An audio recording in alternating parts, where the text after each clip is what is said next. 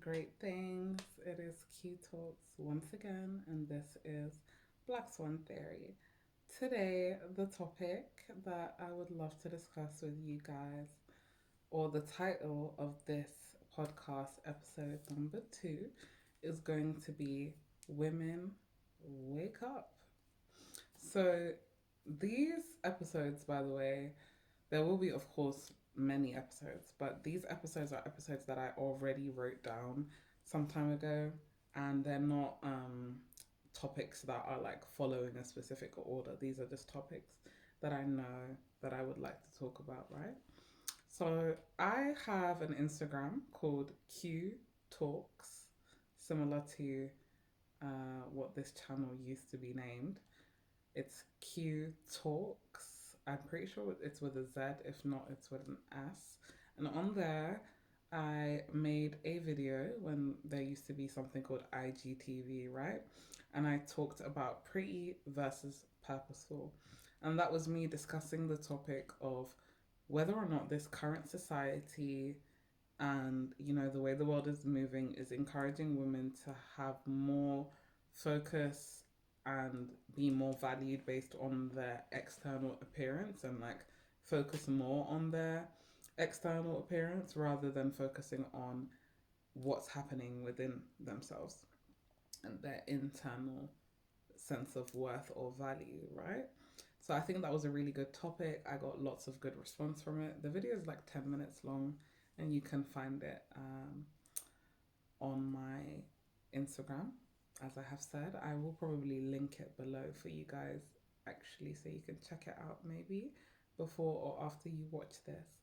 But this conversation that I'm having with you guys today, which it's like midnight, I'm kind of hungry.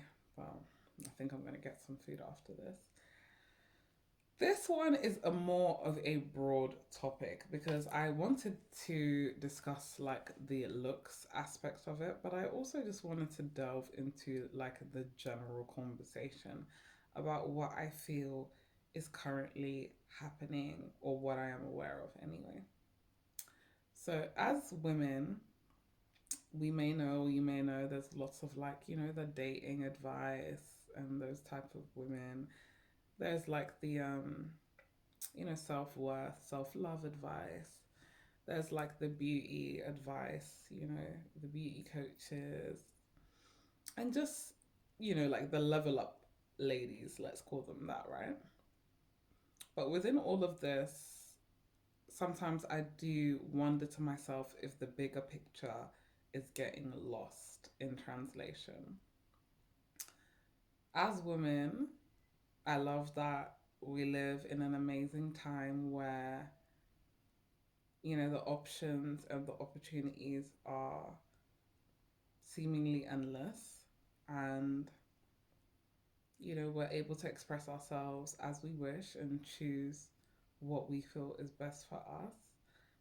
However, I also think that it is still important to be aware of the fact that we do live in a world that is still adjusting to making room for women, right? And to valuing women and seeing women as like an equal aspect to society.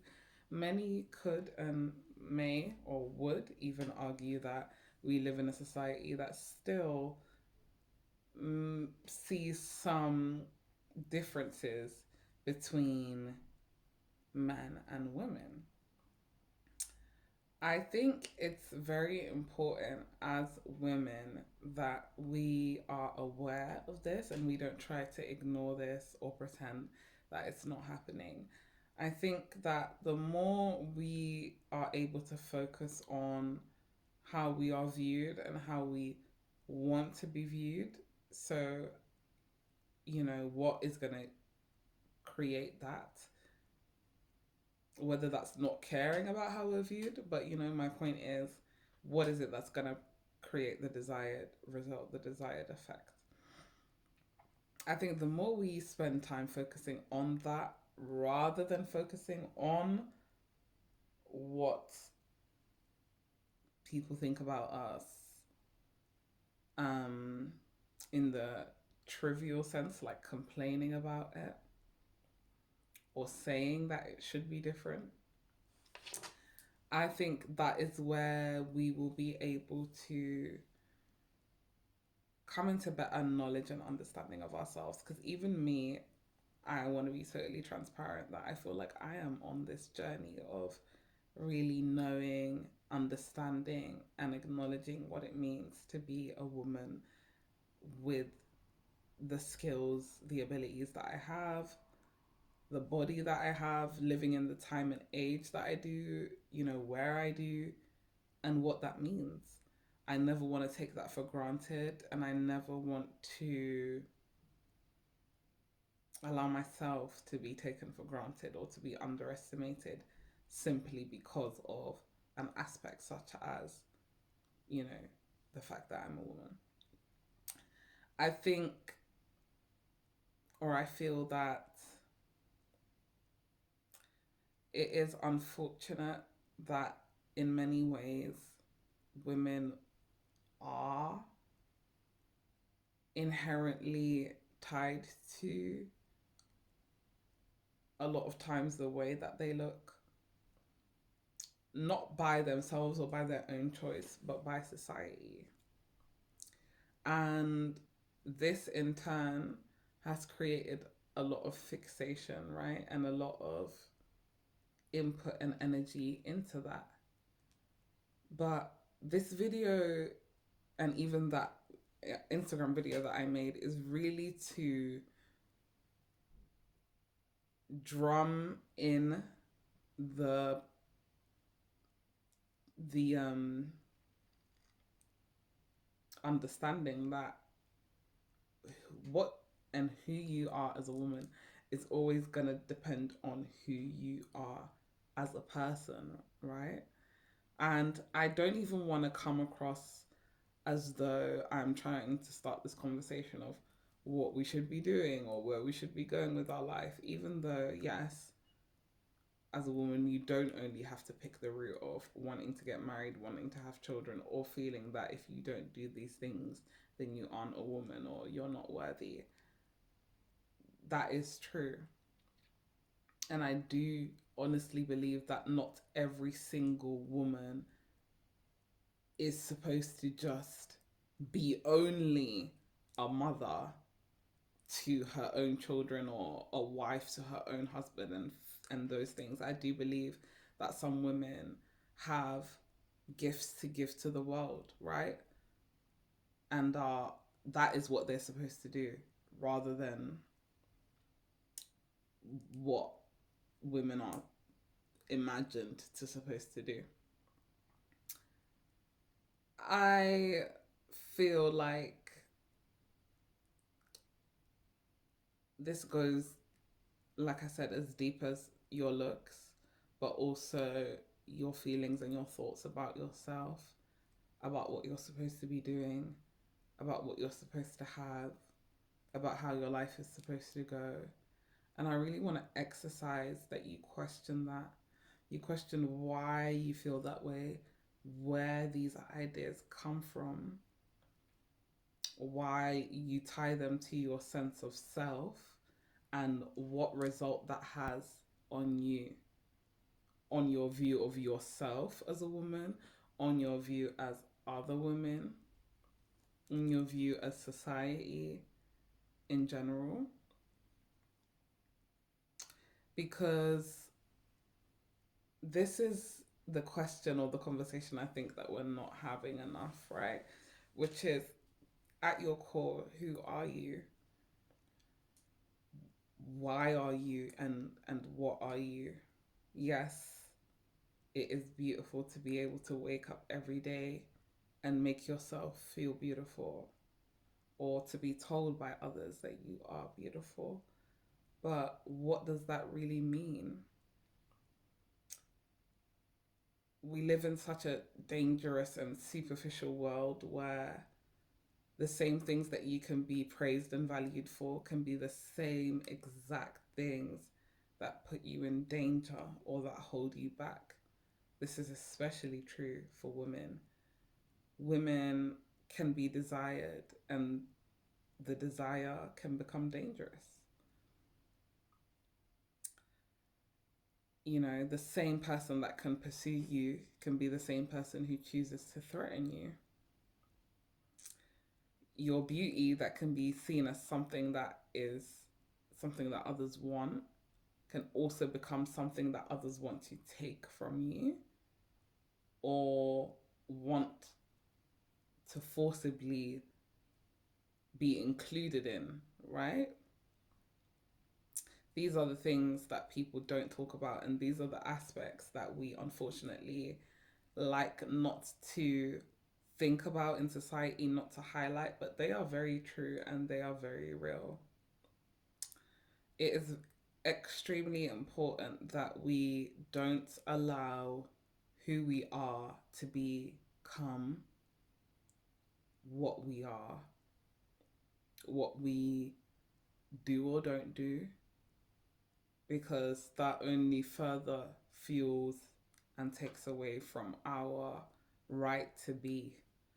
And I think that it's about time that we exercise our right to be. I think one of the first ways we do that is by being what and how we want, not only what is expected or desired. So, for example, I know that I can play into certain aspects of society by displaying my looks, by looking a certain type of way, right? But I can also choose to speak a certain type of way, to carry myself a certain type of way, to have certain types of boundaries. Whether or not people expect somebody who looks like me to behave that way, to talk like that, to have those boundaries, that's not really my problem. My main prerogative, my main incentive or intention is to be sure that people understand that I am who I am and that I do not have to be and will not be what they want or expect of me. Because why do I need to do that? According to who and according to whom? Like, I have a lot of ideas, right? And I have a lot of feelings when it comes to, again, life, relationships, men, women. And I can talk about these topics all day freely. However, I also have very strong ideas when it comes to the right for us to be who we are, who we were born to be, who we feel we are within, right? And that's for everyone. That's for all ages, all races, all genders, or genres. So, to bring it back home to women, it upsets and frustrates me and hurts deeply to see that in a lot of ways we don't seem to know who we are outside of what others have told us that we are, or how others treat us, or how others view us, or see us, or value us, or don't. And I think that because of the current world and climate that we live in, particularly in the West, this is so detrimental to women. It is so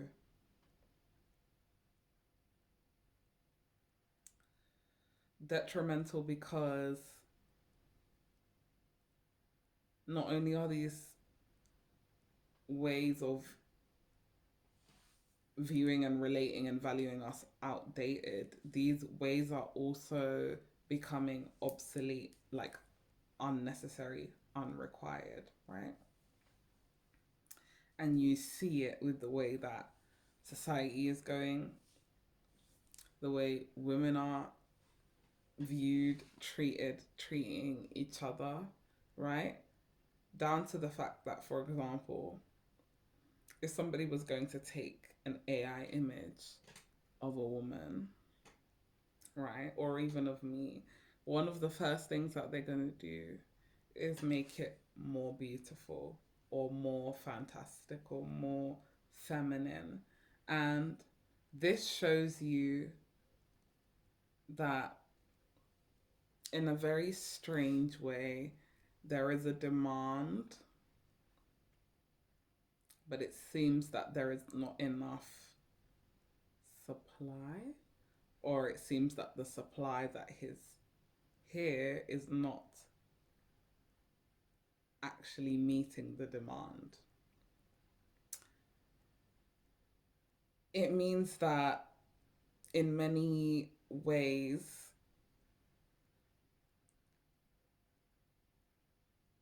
the value of what it means to be a woman, the true value, is becoming more and more lost, whilst the false value is what everybody is looking for and what everybody is trying to emulate. But that false value doesn't take us anywhere, it doesn't lead to anything. And in many times and many cases, it's causing more harm to women as a whole. And that is why I want to talk about this conversation. That is why I say wake up, because are we actually aware of what is happening? Or are we covering it up with the idea and the feeling, because you know, we women, we love our feelings, right? The feeling that everything is okay and that everything is going to be okay. I think that our collective power and desire to choose that and to want to the world going in that direction is powerful. However, I think we cannot deny what is evidential, and we should not ignore it. I think that unless we choose, like I said, to behave in a way that creates the desired effect, I don't think the respect that we deserve is going to be given. Because as much as we would like to just receive it, it is earned. And I truly believe women have done more than enough to earn respect. But that's the point that I'm making. We still aren't getting it. Not completely. So, where do we go from here? Do we keep telling ourselves this story to make ourselves feel better? Or do we start to realize that what is happening right now is the story, you know, and we are actively participating in writing it by the choices that we are making individually? I would say individually and collectively, but I'm speaking to the individual women here. Individually. Individually, in the way that you value yourself, in the way that you view yourself, in the way that you show up in the world. And this is not an easy topic that I am talking about, because there has been a framework and an idea and a role that has been written out for women to fulfill. And we have been doing that for a long time. So this isn't something that some women want to step out of or can wrap their head around, because to be your own person for yourself, no one else, nothing else, is a different story. It's a different conversation than the one that's been had for a long time. especially across a lot of parts of the world, or for certain groups of women. So, again, I know this has been a very wordy podcast episode and maybe even a little bit cryptic. So, welcome to this side of Q Talks. But this is Black Swan Theory, and I do want to discuss these topics with you guys. Sorry, I had to go see to my cat. But as I was saying, I do want to discuss these topics with you guys openly, candidly, because all of these topics are part of what it means to be a black swan. And even though this one is kind of geared to the women, it's still something that men can learn from and relate to because I'm sure you have women in your life. If not now, at some point you have or will have, you know? So, yeah. Um, like I said, and as I'm saying, Black Swan Theory is about me, it's about you, it's about all of us. It's about the change that we're making, which is why it's a theory, because this is a theory that I have, right? How many black swans does it take to change the world? Let's find out.